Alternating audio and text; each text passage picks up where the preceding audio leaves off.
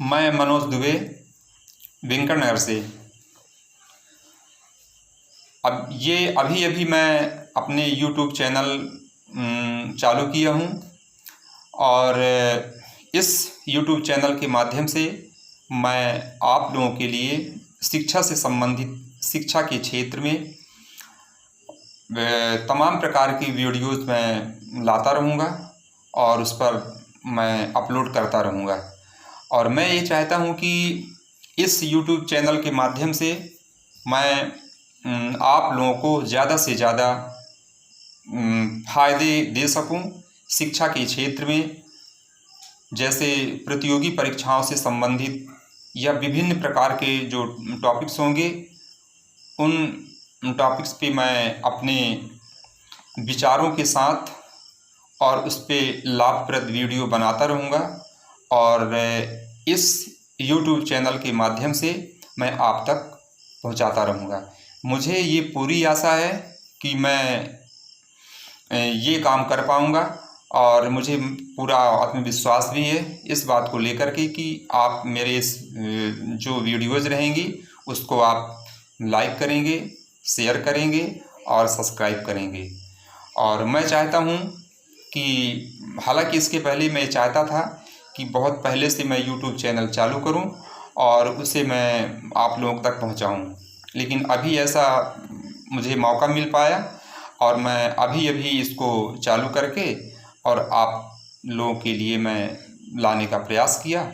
और तो सबसे पहले मैं एक बार पुनः आप लोगों के लिए इस संदेश के साथ कि मैं शिक्षा से संबंधित इसके अंतर्गत जितने प्रकार की पढ़ाई से संबंधित एजुकेशन के क्षेत्र में या अन्य विभिन्न प्रकार के आवश्यक बिंदुओं पर या आवश्यक जो टॉपिक्स होंगे उस पर अपने विचारों के साथ वीडियोस बनाता रहूँगा और आप तक पहुँचाता रहूँगा। और मुझे पूरी आशा है कि आप इन सारी वीडियोस को आप लाइक करेंगे, शेयर करेंगे और सब्सक्राइब करेंगे। तो इस संदेश के साथ मैं यहीं पर इस संदेश को अब मैं समाप्त करता हूं और इस आशा के साथ कि आप पुनः एक बार इस आशा के साथ कि मेरे वीडियोस को आप लाइक करें, शेयर करें और सब्सक्राइब करें। तो मैं यहीं पर ये समाप्त करता हूं जी। मैं इसी मतलब आज जो प्रारंभ में जो मैंने पहले बताया था कि नया अपना YouTube चैनल बनाया है, तो सबसे पहले इस संदेश के साथ मैं एक पॉलिटिक्स का एक बहुत ही छोटे चैप्टर पर मुश्किल से 2-3 मिनट की मैं वीडियो बनाकर आप तक पहुंचाऊंगा। इसके बाद से यह लगातार अपने रूटीन पे रहेगा। हर नए दिन हर एक टॉपिक पे बहुत शानदार तरीके से मैं एक गहराई तक की जो उसमें टॉपिक्स रहेंगे, जो उसके आंसर रहेंगे, आप तक मैं पहुंचाऊंगा, जो किसी भी परीक्षाओं के लिए, खासकर जो प्रतियोगी परीक्षाएं होती है उस पर सबसे महत्वपूर्ण आपके लिए वो साबित होंगी।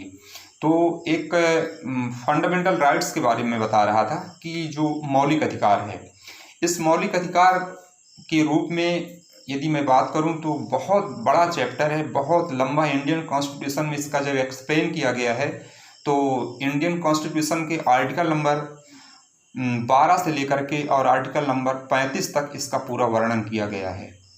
यानी भारत के संविधान के भाग 3 में और अनुच्छेद 12 से लेकर 35 तक इसका वर्णन किया गया है।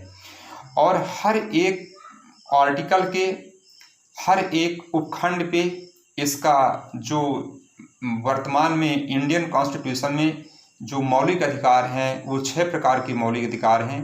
प्रारंभ में जब यह मौलिक अधिकार बने थे और लागू हुए थे उस समय 7 मौलिक अधिकार थे।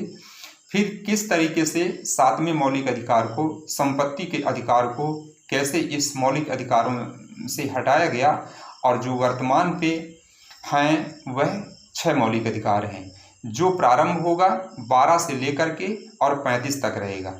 फिर पुनः मैं जो 6 मौलिक अधिकार रहेंगे उसमें मैं संपत्ति के अधिकार को भी आपको बताऊंगा कि किस रूप में, किस परिस्थिति में उसको समाप्त किया गया, कौन से आर्टिकल में, कौन से संविधान संशोधन में उसको समाप्त किया गया। और 12 से लेकर के 35 तक आर्टिकल के बिल्कुल आर्टिकल बाय आर्टिकल मैं पूरे सारी चीज़ों को समझाता रहूँगा। तो इस फंडामेंटल राइट्स के विषय पर मैं कल अपनी वीडियो बना करके अपलोड करूँगा और आप तक पहुँचाऊँगा।